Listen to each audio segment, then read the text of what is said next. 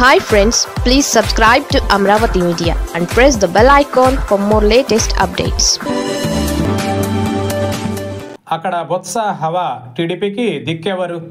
కూటమి ప్రభుత్వం అధికారంలోకి వచ్చాక ఉత్తరాంధ్ర రాజకీయాలలో కీలక మార్పులు చోటు చేసుకున్నాయి. అధికార ప్రతిపక్షాలలో ముఖ్య నేతలకు మంచి పదవులే దక్కాయి. ఉత్తరాంధ్రలోని మొత్తం 34 అసెంబ్లీ స్థానాలు ఉండగా కేవలం 2 సీట్లే గెలిచిన వైసీపీ భవిష్యత్తును దృష్టిలో పెట్టుకుని ఉత్తరాంధ్ర నేత బొత్సకు కీలక పదవి అప్పగించింది. మండలిలో ప్రతిపక్ష నేతగా బాధ్యతలు స్వీకరించిన బొత్స వైసీపీలో ప్రస్తుతం కేబినెట్ హోదా అనుభవిస్తున్న ఏకైక నేత. పార్టీ ఇచ్చిన ప్రోత్సాహంతో ఉత్తరాంధ్రలోని 3 ఉమ్మడి జిల్లాలలో ఆయన చక్రం తిప్పుతున్నారు. పార్టీ ఓడిపోయిందనే నైరాశ్యం నుంచి క్యాడర్ను బయటకు తీసుకువచ్చేందుకు అనుక్షణం తప్పిస్తున్నారు. ఇదే సమయంలో అధికార టీడీపీలో ఉత్తరాంధ్ర వ్యవహారాలు చూసే నేత కరువయ్యారనే టాక్ వినిపిస్తోంది. రాష్ట్ర రాజకీయాలకు ఉత్తరాంధ్ర పాలిటిక్స్కు చాలా తేడా ఉంటుంది. ఈ ప్రాంతంలో రాజకీయం ఎన్నికల వరకే పరిమితం. అదే సమయంలో శాంతి సామరస్యం స్థానిక రాజకీయాల్లో ఉంటుంది. నేతల మధ్య సంబంధాలు కూడా ఆరోగ్యకరంగానే ఉంటాయి. ఇలాంటి పరిస్థితులలో ఉత్తరాంధ్రలోని 3 ఉమ్మడి జిల్లాలలో నేతలు ఎవరికి వారు సొంతంగా ఎదిగేందుకు ప్రయత్నిస్తూ ఉంటారు. ఇలా ఉత్తరాంధ్ర నుంచి రాష్ట్ర స్థాయి నేతలుగా ఎందరో గుర్తింపు తెచ్చుకున్నారు. అధికార పార్టీలో స్పీకర్ అయ్యన్న పాత్రుడు, కేంద్ర మాజీ మంత్రి అశోక్ గజపతిరాజు, రాష్ట్ర మంత్రి అచ్చెన్నాయుడు, మాజీ మంత్రి గంటా శ్రీనివాసరావు ఇలా చాలా మంది నేతలు రాష్ట్ర స్థాయి నేతలుగా ఎదిగారు. అయితే కేంద్ర మాజీ మంత్రి అశోక్ గజపతిరాజు క్రియాశీల రాజకీయాలలో ఉన్నంత వరకు ఉత్తరాంధ్రలోని 3 ఉమ్మడి జిల్లా వ్యవహారాలను ఆయనే పర్యవేక్షించేవారు. ఈ ప్రాంతంలో రాజకీయంగానైనా అభివృద్ధి పరంగా చేపట్టాల్సిన కార్యక్రమాలైనా అశోక్ కనుసన్నల్లోనే జరిగేవి. ఎవరికి ఎప్పుడు ఏ పదవి ఇవ్వాలన్నా అశోక్ గజపతి దృష్టిలో పెట్టే ఆ పార్టీ అధినేత చంద్రబాబు నిర్ణయం తీసుకునేవారు. కానీ అశోక్ పాలిటిక్స్ నుంచి రిటైర్ అయ్యాక ఆ బాధ్యతలు అప్పగించలేదు. దీంతో నేతలు ఎవరికి వారి అన్నట్లు తయారైంది. ఇక ప్రతిపక్ష వైసీపీ మాత్రం ఉత్తరాంధ్ర బాధ్యతలను మాజీ మంత్రి, మండలిలో ప్రతిపక్ష నేత బొత్సకు అప్పగించింది.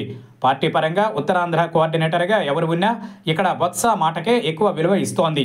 ఆ పార్టీకి ఉత్తరాంధ్రలో పెద్ద లీడర్లు ఉన్నా ప్రస్తుతం బొత్స స్థాయిలో ఎవరూ యాక్టివ్గా పనిచేయడం లేదు. మాజీ మంత్రి ధర్మాన ఎన్నికల ఫలితాల తరువాత సైలెంట్ అయ్యారు. ధర్మాన కృష్ణదాస్ తన జిల్లాకే పరిమితం అవుతున్నారు.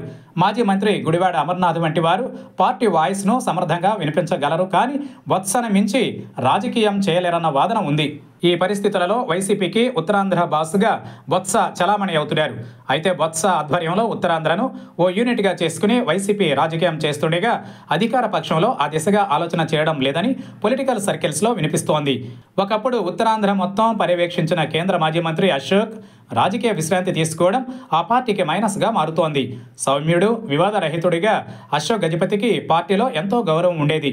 అధినేత మాట తరువాత అశోక్ ఏం చెప్పినా టీడీపీలో అంతే విలువ ఇచ్చేవారు. అయితే ప్రస్తుతం ఆయన స్థానాన్ని ఎవరికి అప్పగిస్తే బాగుంటుందని పార్టీలో చర్చ జరుగుతోంది. పల్లా శ్రీనివాసరావు రాష్ట్ర అధ్యక్షుడిగా వ్యవహరిస్తున్నారు. ఇక అయ్యన్న పాత్రుడు అందరికన్నా సీనియర్. మాస్ లీడర్గా అచ్చెన్నాయుడు, మాస్ అండ్ క్లాస్ లీడర్గా కేంద్ర మంత్రి రామ్మోహన్ నాయుడు ఉత్తరాంధ్ర నుంచి ప్రాతినిధ్యం వహిస్తున్నారు. వీరిలో ఎవరికి ఉత్తరాంధ్ర బాధ్యతలు అప్పగిస్తే బాగుంటుందనే చర్చ జరుగుతోంది. ముఖ్యంగా విశాఖ నగరంపైనే ఉత్తరాంధ్ర రాజకీయం ఆధారపడి ఉంటుంది. ప్రస్తుతం ప్రభుత్వం విశాఖ నగర అభివృద్ధికి ఎంతో ప్రాధాన్యం ఇస్తోంది. అయితే ఈ విషయాన్ని చెప్పే బలమైన వాయిస్ కనిపించకపోవడం టీడీపీకి మైనస్గా మారుతోంది. నేతలు ఎవరికి వారిగా మాట్లాడే కన్నా అంతా ఓ గొడుగు కింద పనిచేస్తున్నామనే భావన కల్పించడం బెటర్ అనే అభిప్రాయం వ్యక్తమవుతోంది. ఈ పరిస్థితులలో వైసీపీ నేత బొత్సకు ధీటుగా టీడీపీ ఎవరిని రంగంలోకి దింపుతుందనేది ఆసక్తికరంగా మారింది.